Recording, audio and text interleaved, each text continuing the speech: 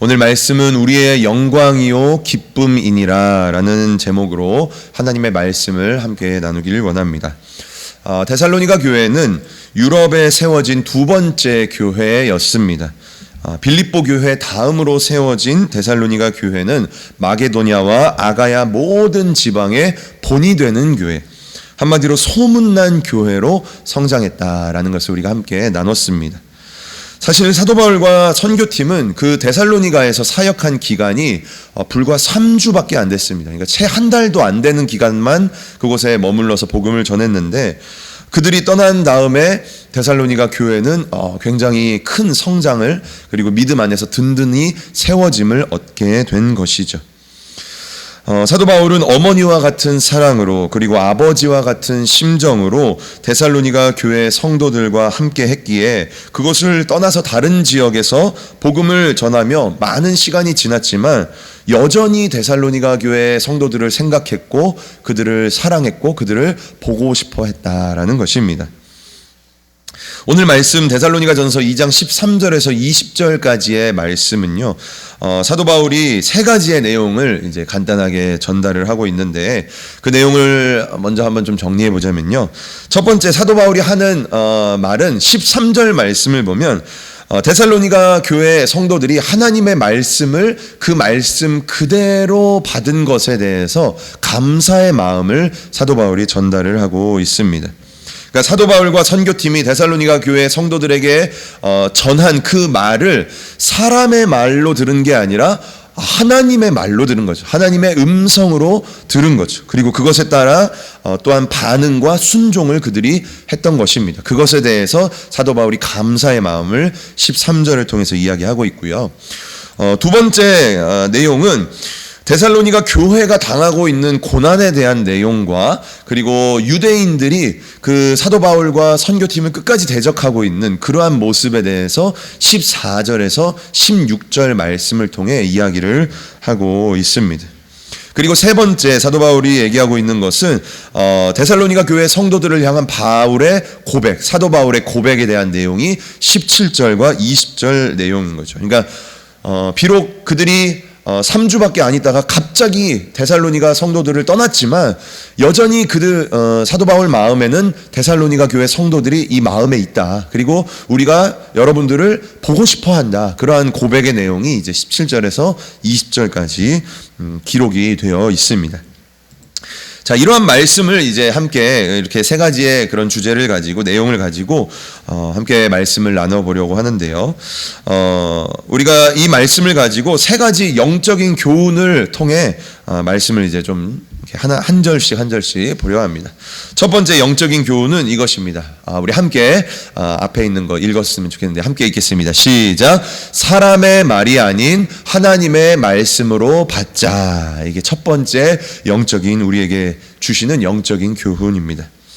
데살로니가 교회 성도들이 그렇게 소문난 교회, 모든 믿는 자의 본이 되는 그러한 교회가 될 수 있었던 이유, 비결은 무엇이냐면요, 그들에게 있었던 말씀에 대한 태도 때문이었다라는 것입니다.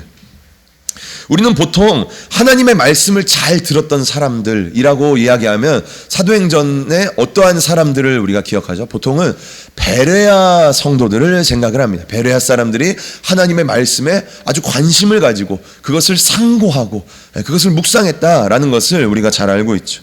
그런데 사실은 이 데살로니가에 있었던 성도들도요, 하나님의 말씀에 대한 관심과 태도가 아주 훌륭했다라는 것이에요.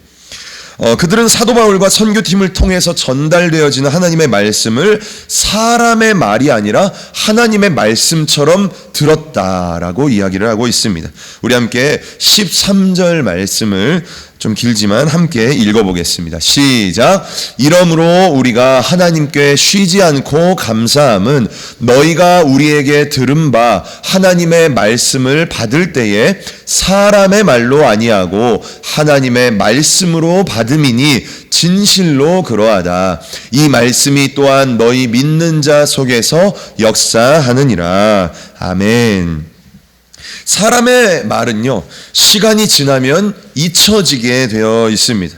제가 오늘 우리 성도님들과 나누고 있는 이 말씀, 이 설교도요, 시간이 조금만 지나면 우리의 머릿속에서 금방 잊혀지게 된다라는 것이에요.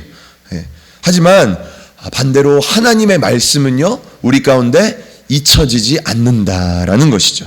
하나님의 말씀은 우리의 영혼 안에서 살아서 움직인다라는 거죠. 역사한다라는 것을 이야기합니다. 그래서 띄어져 있는 13절 하반절 말씀을 보면 이렇게 말하죠. 이 말씀이 또한 너희 믿는 자 속에서 뭐한다? 역사한다.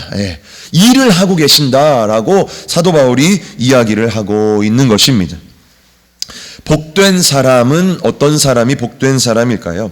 복된 사람은요, 사람의 입을 통해서 전달되어지는 하나님의 말씀을 사람의 말이 아닌 하나님의 말씀으로 듣는 사람이 복된 사람이다라는 것입니다. 왜 그렇습니까?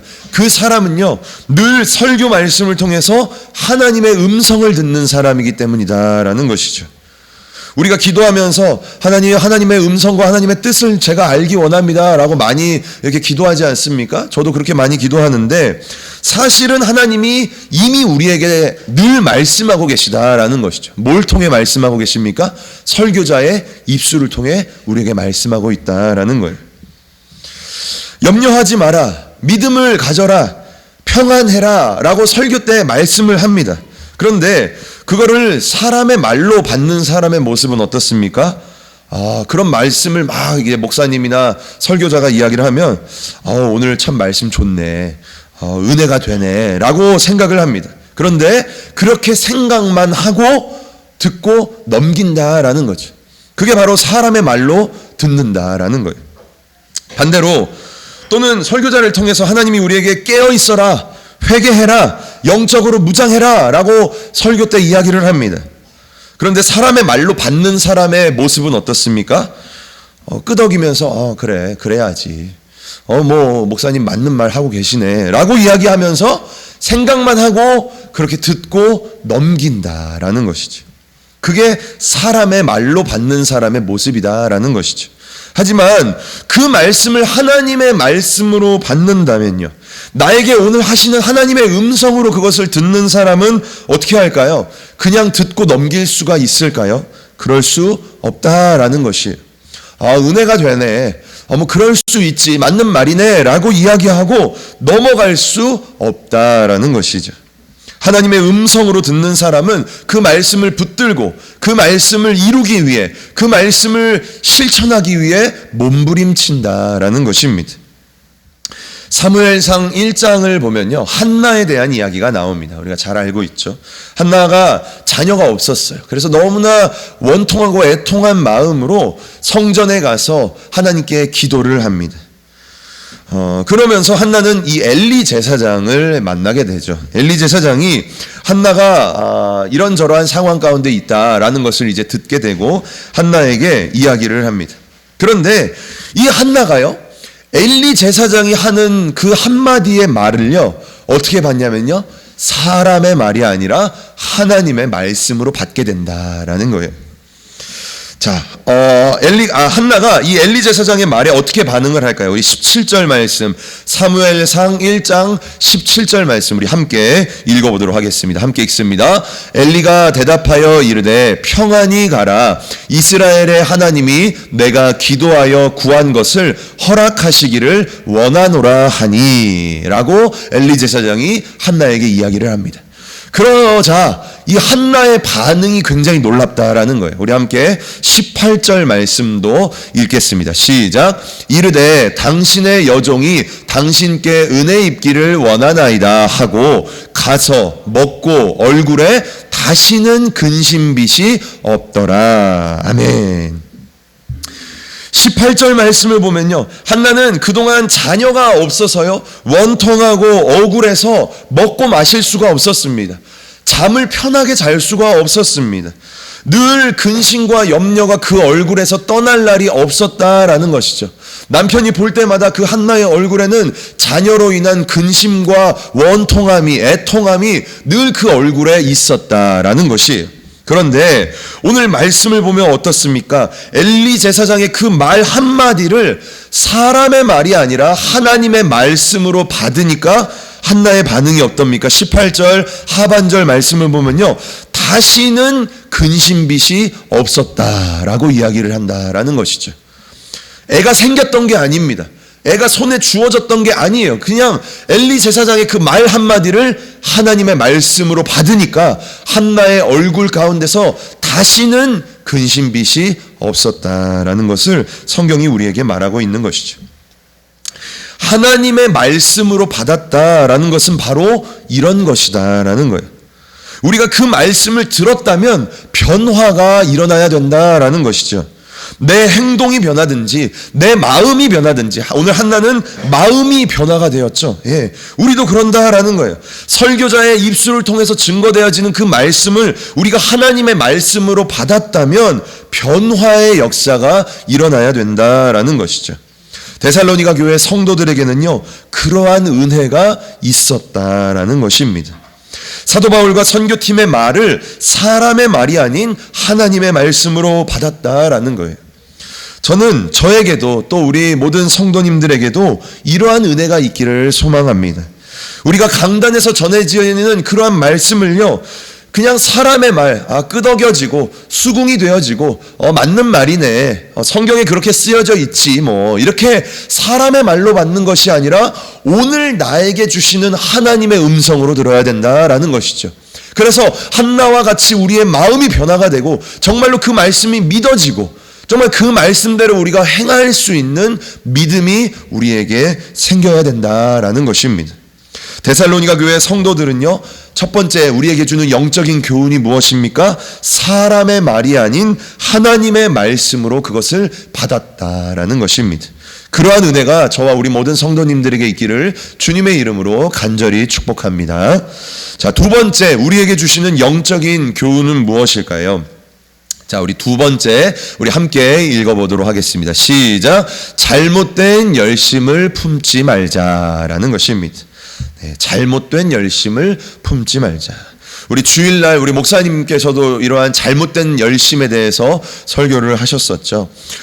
오늘 본문 14절에서 16절 말씀을 보면 데살로니가 교회가 받은 그러한 고난, 그러한 어려움은 그러한 고난과 그리고 유대인들의 대적에 대한 그러한 기록을 하고 있습니다. 우리 14절 말씀 우리 함께 한 번 더 읽어보겠습니다. 시작.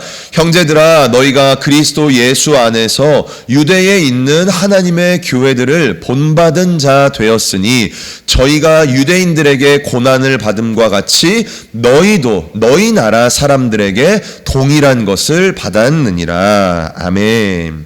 자, 14절 말씀을 보면 뭐라고 말하고 있습니까? 데살로니가 교회 성도들에게 고난이 있었다라는 거예요. 그런데 그러한 고난은 누구를 통한 고난이었습니까? 유대인들을 통한 고난이 아니라 그 나라 사람들, 유럽 사람들, 그 동네에 있었던 사람들에게 고난을 받았다라는 거예요. 그런데 그러한 고난은 어떤 고난이냐면 유대에 있는 교회들이 받고 있는 그러한 고난과 동일한 고난이다라는 것을 14절을 통해서 이야기를 하고 있습니다. 자, 그 당시 그리스도인들을 향한 유대인의 박해에 대해서 함께 좀 얘기를 하겠습니다. 유대인의 박해는요, 너무나 강렬한 박해였어요. 너무나 어려운 그러한 박해였다. 감당하기에 너무나 힘든 박해였다라는 것이죠. 사도 바울과 선교팀도요, 이 데살로니가를 떠날 수밖에 없었던 이유가 무엇입니까? 유대인들이 그 유럽까지 쫓아와서 사도 바울을 핍박하고 선교팀을 잡아 가두려는 막 그러한 모습을 보이니까 야반 도주를 선교팀이 할 수밖에 없었다라는 것이죠. 그들은요, 예수님을 죽이고 그의 선지자들을 죽이고 그리고 선교팀과 모든 사람들을 대적했다라고 성경이 이야기합니다. 사도 바울을 끈질기게 쫓아다니면서 그가 전하는 복음을 증거하지 못하게, 이방인들에게 복음을 증거하려고 그러는데 그걸 못하게 자꾸만 방해했다라는 것이에요. 우리 함께 15절과 16절 말씀을 사도 바울이 그렇게 이야기하는데 우리 15절, 16절 함께 읽습니다. 유대인은 주 예수와 선지자들을 죽이고 우리를 쫓아내고 하나님을 기쁘시게 아니하고 모든 사람에게 대적이 되어 우리가 이방인에게 말하여 구원 얻게 함을 저희가 금하여 자기 죄를 항상 채움에 노하심이 끝까지 저희에게 임하였느니라. 아멘. 우리 성도님들에게 한번 질문을 한번 해보도록 하겠습니다. 자동차를 운전하면서 나아갈 때에 속도가 중요할까요? 아니면 방향이 중요할까요? 자동차를 운전하면서 나아갈 때에 속도, 빨리 가는 게 중요할까요? 아니면 방향을 잘 맞춰서 가는 게 중요할까요? 둘 다 중요하지만 더 중요한 것은요, 방향이다라는 거예요. 방향이다. 우리가 아무리 속도를 빨리 내서 막 120, 130으로 간다 할지라도 그 방향이 잘못됐다면, 남쪽으로 가야 되는데 북쪽으로 막 150, 160을 밟고 간다면 어떻게 됩니까? 오히려 목적지에서 더 멀어진다라는 것을 우리가 알 수가 있습니다. 열심이라는 것은요, 굉장히 중요합니다. 무언가를 열정을 가지고 최선을 다한다라는 것은요, 너무나 귀한 것이다라는 거죠. 하지만 만약에 그러한 열심이 방향이 잘못되었다면요, 잘못된 열심이라면요, 그것은 열심을 내면 낼수록 더 잘못된 길로, 더 이상한 길로 가게 된다라는 것입니다. 유대인들은요, 하나님에 대한 열심이 있었던 사람들입니다. 하지만 그들은요, 방향이 잘못되었다라는 것이에요. 그들은 유대교의 이단아와 같은 이 그리스도인들을 핍박하기에 열심을 가졌습니다. 무엇을 위해 그렇게 열심을 가졌습니까? 전부 다 하나님을 위해 그렇게 열심을 가졌다라는 거예요. 그런데 그렇다면 하나님의 입장은 어땠을까요? 유대인들은 하나님을 위해서 그렇게 열심을 냈는데 하나님의 마음은 어땠을까요? 우리 15절 말씀을 함께 또 읽어보도록 하겠습니다. 15절 한 번 더 읽겠습니다. 시작. 유대인들은 주 예수와 선지자들을 죽이고 우리를 쫓아내고 하나님을 기쁘시게 아니하고. 아멘. 네, 뭐라고 말하고 있습니까? 하나님이 그들을 기뻐하시지 않았다라고 말합니다. 그리고 16절 말씀을 보면요, 또 이렇게 얘기합니다. 하반절을 보면은 하나님의 그 노하심이, 하나님이요 그들에게 화를 내고 있다라는 거예요. 유대인들에게 진노를 가지고 계시다라는 거예요. 그리고 그 노하심이 끝까지 저희에게 임했다라고 성경은 이야기하고 있다라는 것이죠. 이처럼 방향이 잘못된 열심은요, 참으로 위험한 것이다라는 거예요. 끔찍한 것이다라는 거죠. 우리는 하나님을 위해서 그렇게 했다라고 이야기하지만 오히려 그 모습이 하나님의 진노를, 하나님의 심판을 받을 수도 있다라는 것입니다. 자, 그렇다면 우리는요, 우리의 삶을 살면서 무엇을 위해 열심을 가지고 무엇을 위해 노력을 하고 있을까요? 우리의 시간을 가장 많이 할애하는 그 모습은 무엇일까요? 저와 우리 성도님들이 24시간을 살면서 가장 많은 시간을 할애하는 것이 무엇입니까? 우리 성도님들은 어떤 생각을 가장 많이 하면서 오늘 하루를 보내셨습니까? 혹시나 드라마나 TV의 생각을 하면서 시간을 보냈습니까? 아니면 자녀 생각을 하면서, 부모님 생각하면서, 아니면 어떠한 문제와 어려움을 늘 생각하면서 오늘 하루를 보내셨습니까? 우리가 잘 알고 있는 로마서 8장 6절 말씀을 보면 이렇게 우리에게 이야기합니다. 우리 함께 읽어보겠습니다. 시작. 육신의 생각은 사망이요 영의 생각은 생명과 평안이니라. 아멘. 우리의 열심, 우리의 노력이요 육신의 생각이라면 그것은 우리가 노력하면 노력할수록 우리를 더 어렵게 만들 것입니다. 우리가 육신의 생각만을 가지고 열심히 살아간다면요, 우리의 생활은, 우리의 형편은 점점 더 어려워진다라는 것이죠. 왜 그렇습니까? 육신의 생각은 그 끝이 무엇입니까? 사망이기 때문이다라는 거예요. 육신의 생각 가지고 열심히 살았는데 사망이 아니라 생명, 그것은 나올 수가 없다라는 것이죠. 방향이 잘못되었다라는 것입니다. 반면 우리의 열심, 우리의 노력이 영의 생각이라면 우리는 노력하면 노력할수록 어떻게 될까요? 우리 안에 기쁨과 평안이, 감사가 넘치게 될 것이다 라는 것입니다. 그 생각은 하면 할수록 하나님이 기뻐하시는 생각, 그 열심은 하면 할수록 하나님을 영광스럽게 해드리는 생각이 된다라는 것이죠.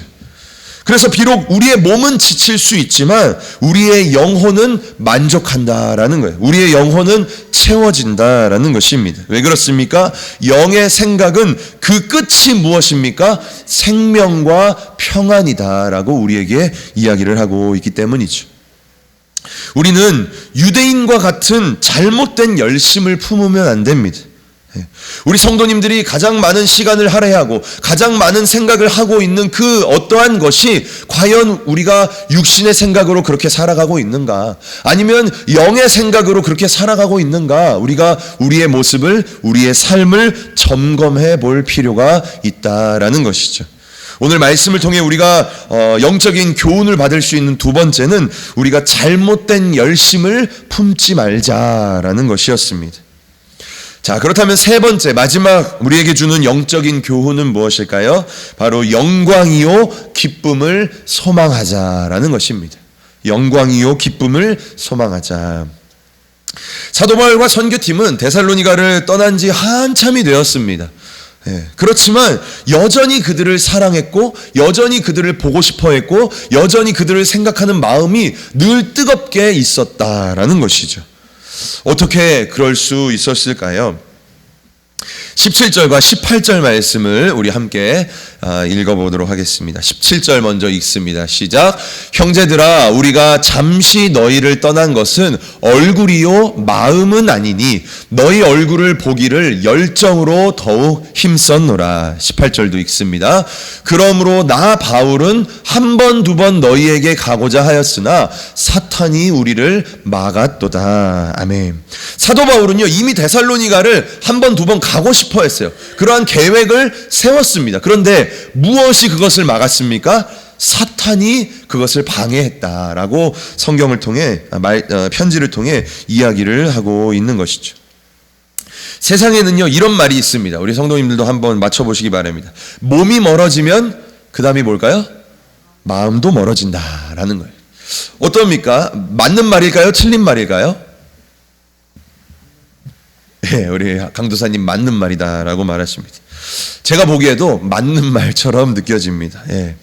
세상 사람들, 우리가 뭐 많은 관계를 맺으면서 살고 있는데 세상에 있는 사람들, 믿지 않는 사람들과의 그러한 관계, 그래서 세상의 즐거움과 세상의 그러한 관계를 나눴던 그러한 사람들은요 어떨까요? 몸이 멀어지면 자연스럽게 마음도 멀어지게 되더라고요. 저도 뭐 믿지 않는 학교의 동기들, 뭐 친구들, 이러한 사람들이 있는데 만나지 않고 연락을 하지 않으면요 자연스럽게 마음도 멀어지는 것을 저는 경험을 하게 됩니다. 그런데 영적인 관계를 가졌던 사람들은 어떨까요? 함께 뜨겁게 예배를 드렸고 서로를 위해 뜨겁게 기도를 해주고, 그리고 마음을 나누면서 그러한 영적인 교제를 했던 그러한 성도들, 그러한 그리스도인들과의 관계는 어떨까요? 몸이 멀어지면 마음도 멀어질까요? 제 경험상은 그렇지 않더라고요. 예. 몸이 멀어져도 마음은 여전히 그들과 함께 있는 것을 저는 경험한 적이 있었습니다. 아니 어쩌면 오늘 이 사도 바울처럼요 더 뜨거워질 수도 있다라는 거예요. 예. 더 간절해질 수도 있다라는 것이죠. 제가 얼마 전에 전교회에서 사역을 할 때 이렇게 관계를 맺었던 강도사님 한 분을 이제 만난 적이 있었습니다. 그분과 함께 만나서 어떤 예배를 좀 인도할 그러한 기회가 있었는데요. 정말 서로 연락 한 번 없다가 거의 1년 만에 처음 그 자리에서 이렇게 만난 거예요. 그리고 같이 예배를 드리는데 어땠을까요? 서먹서먹했을까요? 아이고 잘 지냈어요? 만나서 반가워요. 뭐 이렇게 이야기했을까요? 저와 와이프가 이제 같이 이렇게 했는데 저와 와이프가 동일하게 둘 다 동일한 마음이 어떠한 마음이 들었냐면요. 마치 어제 만났던 사람처럼 1년 동안 연락도 한 번 없었는데 마치 어제 만났던 사람처럼 너무 편안하고 함께 예배함이 너무 기쁘고 하나님께 너무 감사한 그러한 경험을 제가 이렇게 한 적이 있었습니다. 그러면서 제 마음에 든 생각이 무엇이냐면요. 이게 영적인 관계이구나. 영적인 그러한 관계는 몸이 멀어진다고 마음도 멀어지지 않는구나라는 것을 제가 이렇게 몸으로 경험한 적이 있었습니다. 우리가 늘 고백하는 사도신경 마지막 부분을 보면 어떻게 이야기를 하고 있습니까? 성도가 서로 뭐 한다라고 얘기합니까? 교통하는 것과 라고 얘기합니다. 성도가 서로 교통하는 것과. 네, 우리는요 이것을 반드시 기억해야 합니다. 교회 안에서 성도는 어떠한 관계입니까? 우리는 지금 어떠한 관계입니까? 영적인 관계다라는 것이에요. 우리가 이것을 늘 기억해야 된다라는 것입니다. 물론 서로 대화도 하고 뭐 삶에 대한 이야기도 나누고 만나서 밥도 먹고 이렇게 자주 이렇게 교제도 하고 이러한 육신의 교제도 반드시 필요하지만 우리는 근본적으로 어떤 관계이다라는 것입니까? 영적인 관계여야 된다라는 것이에요. 이것이 우선되어야 되고 이것을 우리가 중요하게 생각해야 된다라는 것이죠. 그런데 안타깝게도 우리 교회 안에 많은 교회 안에 성도들의 관계에 있어서 이러한 육신의 관계에서 머물다가 끝나는 모습들이 너무나 많다라는 것이에요. 성도와 성도가 교제를 하는데 그저 육신에 있는 사람들과 교제하는 것처럼 그냥 뭐 삶의 이야기하고 뭔 문제가 있었네, 자녀가 어떻게 됐네 이런 얘기하고 밥 먹고 뭐 같이 놀러 다니고 이런 거에서 끝나는 관계가 교회 안에 너무나 많다라는 거죠. 그걸 뛰어넘어서 우리의 관계는 영적인 관계로 나아가야 되는데 서로를 위해 뜨겁게 예배하고 뜨거운 마음으로 기도해주고 그러한 영적인 나눔을 하는 모습이 있어야 되는데 교회 안에 그러한 모습이 많이 사라지고 있다라는 것입니다. 어떻습니까? 저와 우리 모든 성도님들은 우리 교회 안에서, 우리 행복한 교회 안에서 그러한 영적인 교제를 과연 가지고 있는가? 아니면 나도 어쩌면 육신의 관계에서 이렇게 머물고 있는, 맴돌고 있는 그러한 관계는 아닐까? 우리가 좀 생각해 볼 필요가 있다라는 것이죠. 사도 바울과 오늘 선교팀은요 데살로니가 교회 성도들과 그러한 영적인 관계를 가졌기 때문에 비록 몸은 멀리 떨어져 있었어도 그들의 마음은 늘 함께하고 있었다라는 것을 우리에게 이야기하고 있습니다.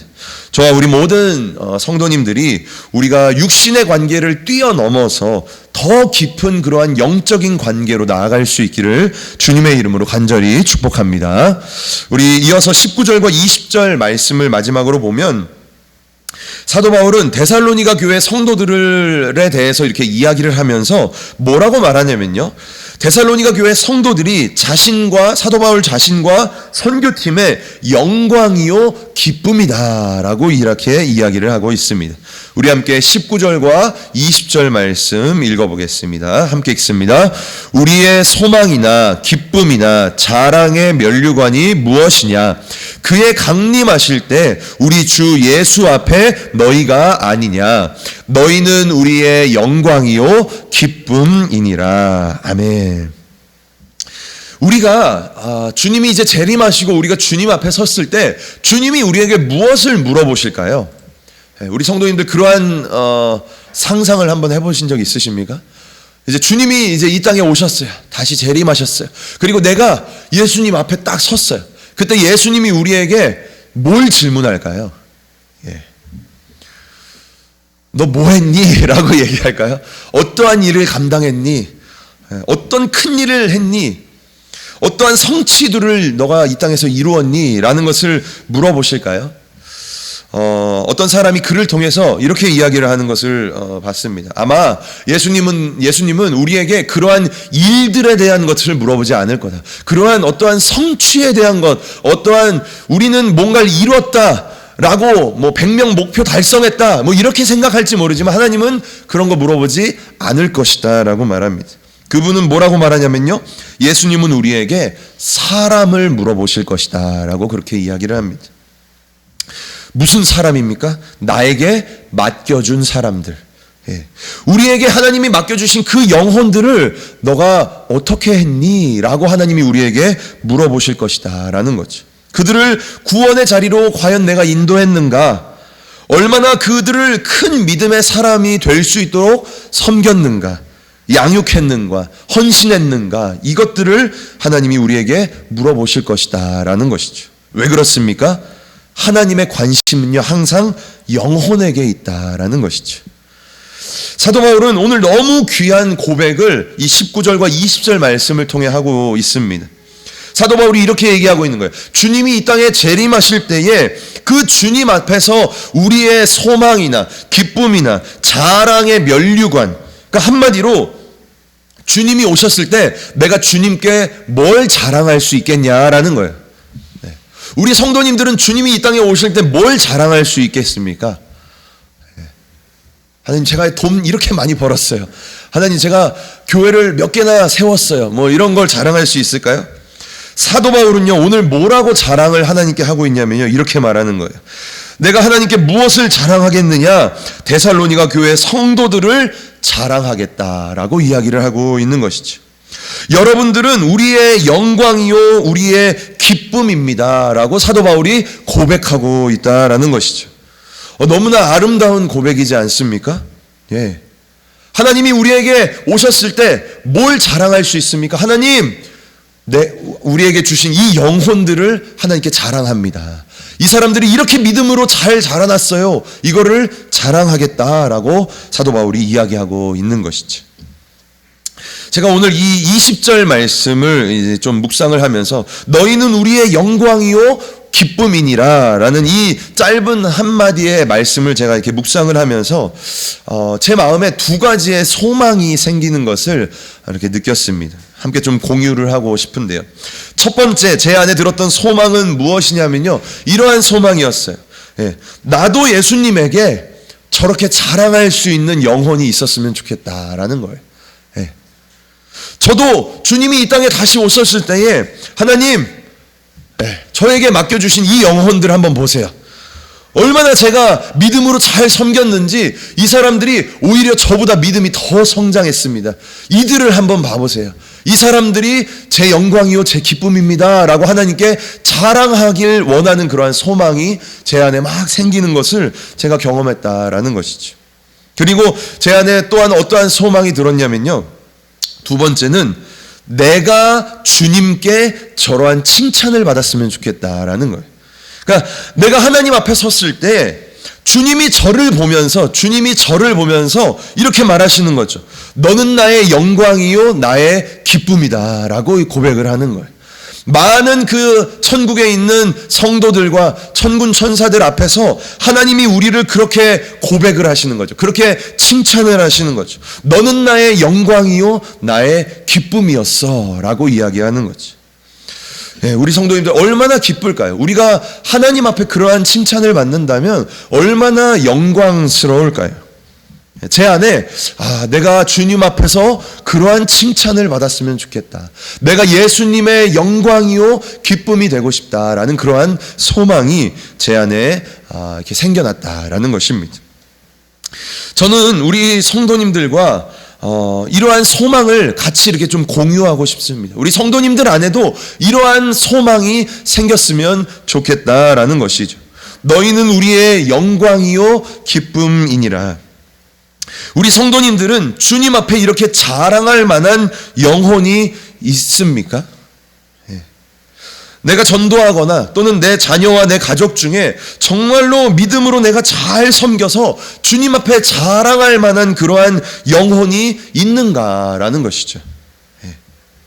혹시나 그러한 영혼이 아직 나에게 없는 것 같은 그러한 생각이 든다면 우리가 그걸 통해서 낙심할 것이 아니라 오히려 소망을 품었으면 좋겠어요. 하나님, 저도 사도 바울처럼 주님께 자랑할 만한 그러한 영혼이 있었으면 좋겠어요. 하나님, 저의 인생 가운데서도 제가 하나님께 자랑할 수 있는 그러한 영혼, 그게 뭐 자녀가 됐든 그게 내가 전도한 어떠한 사람이 되었든 간에 어쨌든 내가 주님 앞에 자랑할 수 있는 그러한 영혼이 우리에게, 우리 모든 성도님들에게도 있었으면 좋겠다라는 것이죠. 우리가 그러한 소망을 좀 품었으면 좋겠다라는 것입니다.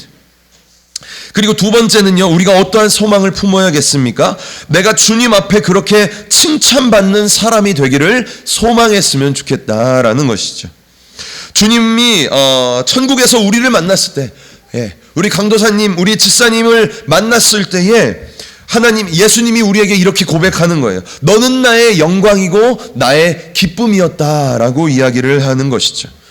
그러한 모습, 그러한 말씀을 예수님께서 우리에게 하신다면 어떻게 되겠습니까? 정말로 기쁘겠죠. 정말로 영광스럽겠죠.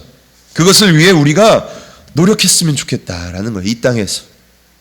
힘들고 어렵지만, 믿음으로 살아가기 어렵지만 영으로서 우리가 몸의 행실을 죽이면서, 아까도 말씀드렸지만 우리가 영의 생각을 쫓으면서, 육신의 생각이 아닌 영의 생각을 쫓으면서 우리가 살아야 되지 않겠는가라는 것입니다. 데살로니가 교회 성도들처럼 믿음과 사랑과 소망을 품고 모든 믿는 자의 본이 되기 위해서 우리가 노력해야 되지 않겠냐라는 것입니다. 우리 모두가 주님께 그러한 칭찬을 받기 위해 소망을 가지고 그러한 모습을 가졌으면 좋겠다라는 것입니다. 이러한 소망이 우리 가운데 우리 모든 성도님들에게 생겨나길 간절히 소망합니다. 자, 말씀을 맺겠습니다. 오늘 우리는 사도 바울의 편지를 통해서 세 가지의 영적인 교훈을 함께 나눴습니다.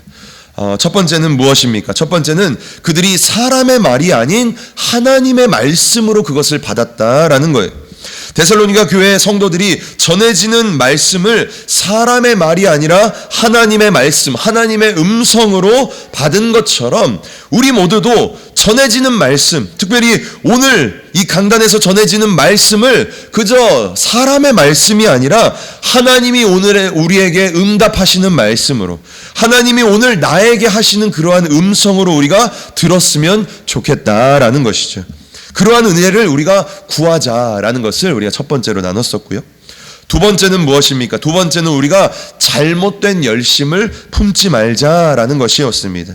유대인의 잘못된 열심, 그로 인해서 그들이 하나님의 진노와 심판을 받았던 것처럼 나에게는 이러한 잘못된 열심은 없는가? 우리가 한번 되돌아봤으면 좋겠고, 나는 지금 과연 육신의 생각으로 살아가고 있는가? 아니면 영의 생각으로 살아가고 있는가? 그것을 우리가 오늘 점검해 봤으면 좋겠다라는 것을 우리가 함께 살펴봤습니다. 그리고 마지막 세 번째는요, 영광이요 기쁨을 소망하자라는 것이었습니다. 먼저는 성도의 관계는 육신의 관계가 아니라 영적인 관계다라는 것을 우리가 강조했었고, 그리고 우리가 더 나아가서 영광이 아닌 영광이요 기쁨을 소망했으면 좋겠다. 나에게도 주님께 자랑할 수 있는 그러한 영혼을 우리가 섬기고 그러한 영혼들을 믿음으로 세웠으면 좋겠다라는 것을 첫 번째로 살펴봤고, 두 번째는 나도 예수님께 영광이요 기쁨이 되는 존재가 되었으면 좋겠다. 우리가 그것을 소망하자라는 것을 함께 살펴봤습니다. 오늘 말씀을 우리가 이제 마치면서 오늘 이 말씀을 단순한 사람의 말이 아니라 하나님의 말씀으로 우리가 받았으면 좋겠습니다. 매 강단에서 전해지는 그러한 말씀을 목사님을 통해서, 설교자를 통해서 증거되어지는 그 말씀을 그저 사람의 말이 아니라 하나님의 말로 우리가 받았으면 좋겠다라는 것이죠. 그래서 그 말씀에 우리가 반응하고 그 말씀을 우리가 실천하면서 살아가는 우리가 되었으면 좋겠습니다. 끝으로 데살로니가전서 2장 20절 말씀, 너희는 우리의 영광이요 기쁨이니라. 저와 우리 모든 성도님들이 그래, 맞아, 나는 하나님의 영광이요 기쁨이야 라는 것을 우리가 좀 묵상하고 늘 생각하시고 늘 붙들으셔서 이 믿음으로 살기 힘든 이 세상 가운데서 우리가 믿음으로 모든 어려움을 이겨내고 승리하게 될 수 있는 은혜가 있기를 주님의 이름으로 간절히 축복합니다.